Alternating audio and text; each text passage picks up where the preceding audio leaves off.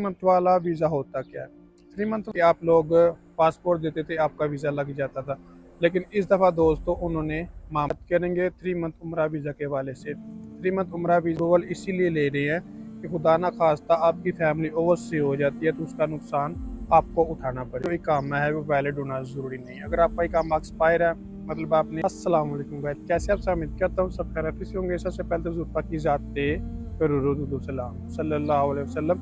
इस वक्त मैं मौजूद हूँ मदीना पाक में। आज की वीडियो में दोस्तों हम लोग बात करेंगे 3 मंथ उम्रा वीज़ा के हवाले से। 3 मंथ उम्रा वीज़ा कब ओपन हो रहे हैं, इनका क्या प्रोसेस है। बहुत सारे लोगों ने आज तक इम्तियाज़ भाई में बताएं कि 3 मंथ उम्रा वीज़ा लगवाने के लिए कौन कौन सी डॉक्यूमेंट्स रिक्वायर्ड होते हैं, इनके कौन कौन के कागजात की ज़रूरत पड़ती है, इसकी क्या प्राइस है, इसमें हम कितने दिन स्टे कर सकते हैं, क्या हम अदर सिटी में जैसे जिद्दा, रियाज, तबूक, मक्का मदीना में तो वैसे भी आ सकते हैं, अदर सिटीज़ में भी। दोस्तों बहुत सारे सवाल आते हैं जो आज की वीडियो में मैं आप लोगों को दूंगा, तो अपनी वीडियो के अंदर की लाजमी देखना। उससे पहले अगर आप मेरे चैनल पर नए हैं तो प्लीज़ चैनल को सब्सक्राइब करें और वीडियो को भी लाइक लाजमी करें, ताकि इस तरह की प्यारी प्यारी इस्लामिक इन्फॉर्मेशन वीडियोज़ आपको वक्त रिसीव होती रहे। इसके अलावा अगर आप लोग घर बैठे मक्का मदीना में होटल बुक करना चाहते हैं, ट्रैवल के हवाले से दोस्तों कोई भी इन्फॉर्मेशन लेना चाहते हैं, तो वीडियो के एंड में मैं आपको अपना व्हाट्सअप नंबर शेयर कर दूंगा।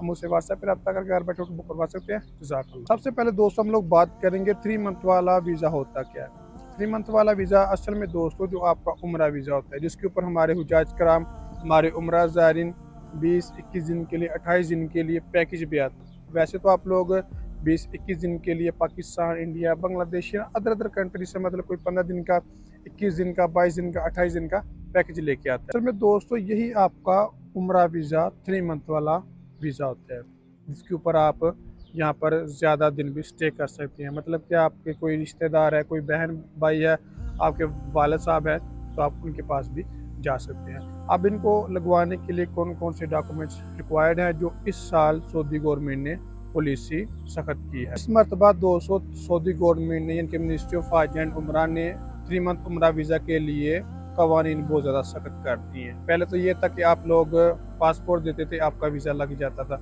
लेकिन इस दफ़ा दोस्तों उन्होंने मामला उल्ट कर दिया। इस दफ़ा दोस्तों जो आपका उम्रा वीज़ा तो जो आप 20 या 21 दिन वाला लगवाते हैं, वो तो आपका ऐसे ही पासपोर्ट के ऊपर लग जाएगा। लेकिन जो दोस्तों 3 मंथ का उम्रा वीज़ा, उसके लिए बहुत ज़्यादा सख्त कवानीन कर दिए। इस बार दोस्तों मिनिस्ट्री ऑफ हज एंड उमरा ने जो नया कवानीन आगाज़ किया है, वो मैं आपके साथ शेयर कर देता हूँ।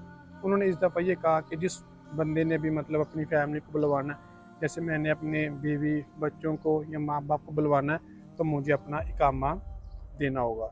यानी कि आप लोगों ने मुझसे वीज़ा लगवाना है, मतलब जो हमारे भाई इधर रहते हैं सऊदी अरब में, मक्का में, मदीना में, रियाज में, तबूक में, अल कसीम में, यानी कि सऊदी अरब की किसी भी सिटी में रहते हैं, तो अगर उन्होंने 3 मंथ वाला उम्रा वीज़ा लगवाना है, तो उसके लिए उनको अपना इकामा देना पड़ेगा।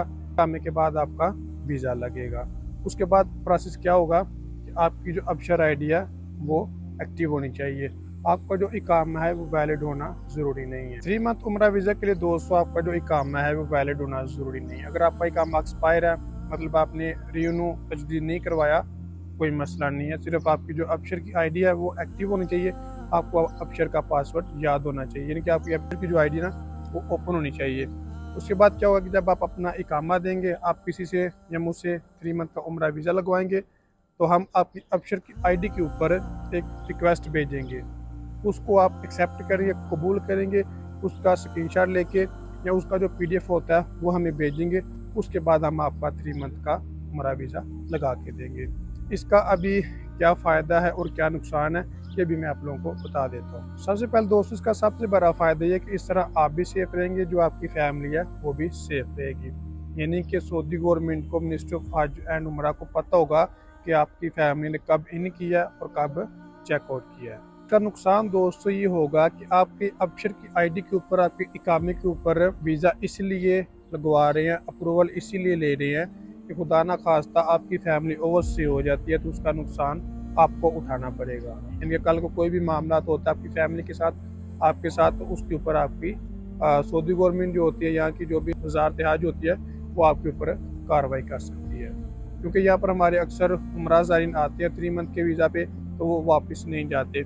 यहाँ पर आके दोस्तों भीख मंगना शुरू कर देते हैं, जिससे हमारा भी, यहाँ पर जो बेचारे लोग रहते हैं हमारी तरह में मजदूरी करते हैं, उनका भी नाम ख़राब होता है और अपनी कंट्री का भी नाम ख़राब होता है। यहाँ पर दोस्तों मैंने बहुत सारे नौजवान लड़के, नौजवान औरतें, माएँ बहनें ऐसी देखी हैं कि जवान होती हैं, लेकिन यहाँ पर आके जवान लड़के होते हैं, हमारे भाई होते हैं, उनके साथ मिलके अपने हस्बैंड, अपने घर वालों के साथ मिलके यहाँ पर भीख मांगना स्टार्ट कर देते हैं। तो इस तरह बहुत सारी इमेज ख़राब होती है। अब जो कंट्री है उसकी भी इमेज ख़राब होती है, तो यहाँ की कंट्री है उसकी भी दोस्तों इमेज ख़राब होती है। पहले दोस्तों सीन ये था कि हर इंसान मुँह उठा के 3 मंथ वाला वीज़ा लगवा के उसकी नीयत होती थी यहाँ पर भीख मांगने की, लेकिन वहाँ पर लोगों को धोखा देगी जी मैं उम्रे पे जा रहा हूँ, तो यहाँ पर आके 3 मंथ अच्छी खासी कमाई करके वापस चले जाते हैं। जब उनको हराम की लग जाती है तो यहाँ पर ओवर स्टे हो जाती हैं। इन्हीं चीज़ों को रोकने के लिए मिनिस्ट्री ऑफ हज एंड उम्रा ने ये कदम उठाया। इस तरह ये होगा कि जो भी बंदा अब ये कदम उठाएगा, किसी को, अपने रिश्तेदार को, अपने भाई को या अपने किसी कज़न को यहाँ पर बुलवाएगा, तो उसका वो खुद जिम्मेदार होगा। तो लिहाजा इन बातों का अभी ख्याल रखें।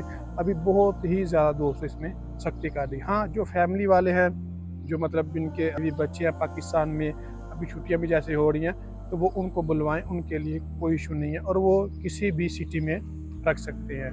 मक्का में है, मदीना में है, तबूक में है, रियाज में, अल कसीम में है, टैफ में है, यानी कि सऊदी की जिस सिटी में भी हैं वो अपनी फैमिली को वहाँ पर 3 मंथ के लिए, 80 दिन के लिए, 70 दिन के लिए इजीली रख सकते हैं। कि दोस्तों इसकी जो प्राइस है वो मुख्तलिफ होती है। बात करनी है मकसद ये कि जो आपका उम्रे का वीज़ा होता है ना, जिसके ऊपर आप पैकेज लेके आते हैं, वही आपका असल में 3 मंथ वाला उम्रा वीज़ा होता है। जब आप ज़्यादा स्टे करते हैं तो उसकी प्राइस भी ज़्यादा हो जाती है। तो इसकी प्राइस दोस्तों मुख्तलिफ होती है, ठीक है, किसी के पास कम है, किसी के पास ज़्यादा है। अगर आप इसकी प्राइस लेना चाहते हैं, उम्रा वीज़ा लेना चाहते हैं, तो मैं आपके साथ अपना नंबर शेयर कर देता हूँ, हम मुझसे व्हाट्सएप पर रब्ता करके ये उम्रा वीज़ा हासिल कर सकते हैं। तो गाइस ये था हमारा वीडियो। अगर मेरी वीडियो अच्छी लगी हो तो प्लीज़ चैनल को सब्सक्राइब करें और वीडियो को लाइक लाजमी करें, ताकि इस तरह की प्यारी प्यारी इस्लामिक इन्फॉर्मेशन वीडियोज़ अखबार वक्सी होते रहे। इसके अलावा अगर आप लोग घर बैठे मक्का और मदीना में बुक होना चाहते हैं, 3 मंथ वाला उम्रा वीज़ा या वैसे जो उम्रा वीज़ा था वो हासिल करना चाहते हैं, तो जैसे क्योंकि ऊपर आपको मेरा व्हाट्सएप नंबर छोड़ा होगा, आप मुझसे व्हाट्सएप पर रब्ता करके हर तरह की इन्फॉर्मेशन ले सकते हैं, वीज़ा भी ले सकते हैं। दोस्तों याद रखें कि ये वीज़ा सिर्फ फैमिलीज़ के लिए है।